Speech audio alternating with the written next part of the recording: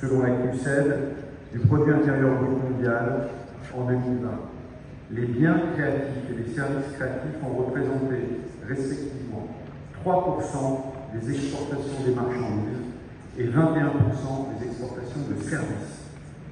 De surcroît, les secteurs de la culture et de la création absorbent environ 6% de l'ensemble des emplois, 30 millions, 50 millions, c'est le chiffre que j'ai, qui correspond à la tendance que vous indiquez, 50 millions d'emplois dans le monde, et ils comptent plus de jeunes personnes entre 15 et 30 ans que les autres secteurs. L'économie créative favorise donc l'inclusion sociale, la diversité culturelle et le développement humain. J'aimerais attirer votre attention sur 3 thèmes qui ressortent de ces chiffres: la jeunesse, l'emploi et l'employabilité et l'inclusion sociale. Ces sujets, comme vous le savez, sont au cœur du partenariat de l'Union européenne et du Sénégal. L'Union européenne est au Fort Afrique aujourd'hui parce que ce forum, les ICC, un vecteur d'emploi pour la jeunesse, à quelles conditions? Ce forum est au cœur de notre engagement. Notons que le Sénégal est déjà pleinement engagé dans une dynamique de structuration des industries culturelles et créatives. Pour ne citer que 3 organismes essentiels, permettez-moi de saluer la parole du Fonds de développement des cultures urbaines et des industries créatives, du Fonds de promotion de l'industrie cinématographique et audiovisuelle et du Fonds de financement de la formation professionnelle et technique, plus connu sous le nom de 3FTT. Créer un environnement propice à la croissance dans l'économie créative, dans les secteurs d'activité culturelle, me semble exactement être une des conditions essentielles pour que l'entrepreneuriat culturel puisse se développer et créer de l'emploi jeune et urbain pour l'essentiel. Prenons comme élément clé le besoin d'une formation professionnelle de qualité pour les métiers de la culture.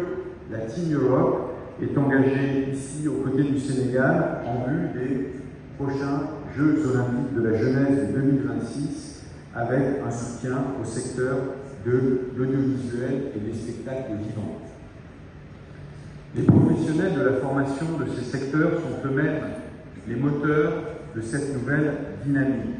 Un consortium de la formation professionnelle des métiers, des arts et de la culture, à savoir le centre Yenanga, l'école Kotrajme et le Sénégal Talent Campus, organisera en juin un atelier au centre Douda Sec sur les enjeux de la formation professionnelle et du renforcement des professionnels du secteur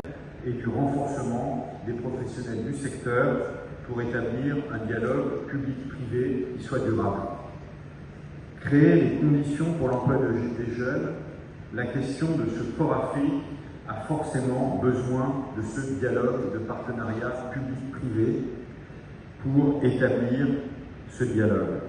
Pour conclure mon propos, j'aimerais évoquer un dernier point soulevé par le rapport de la CNUSED sur les perspectives de l'économie créative en 2022, qui met en relief l'importance des technologies nouvelles et naissantes qui modifient profondément certains secteurs de la création. Au village de l'économie créative, vous avez pu suivre hier le panel organisé par Créacen. C'est un projet pilote qui met en relief l'innovation dans les secteurs de la culture à travers le digital. L'Union européenne travaille actuellement sur une suite à donner à ce Créacen. Nous aimerions maintenir et élargir cette belle dynamique. Le pôle unique, qui est le réseau des instituts culturels et de coopération de nos États membres, et les professionnels des secteurs culturels et créatifs au Sénégal. Chers toutes, chers tous, je vous remercie pour votre attention et je nous souhaite un forum riche de rencontres et de nouvelles idées et dynamiques. Merci pour votre attention.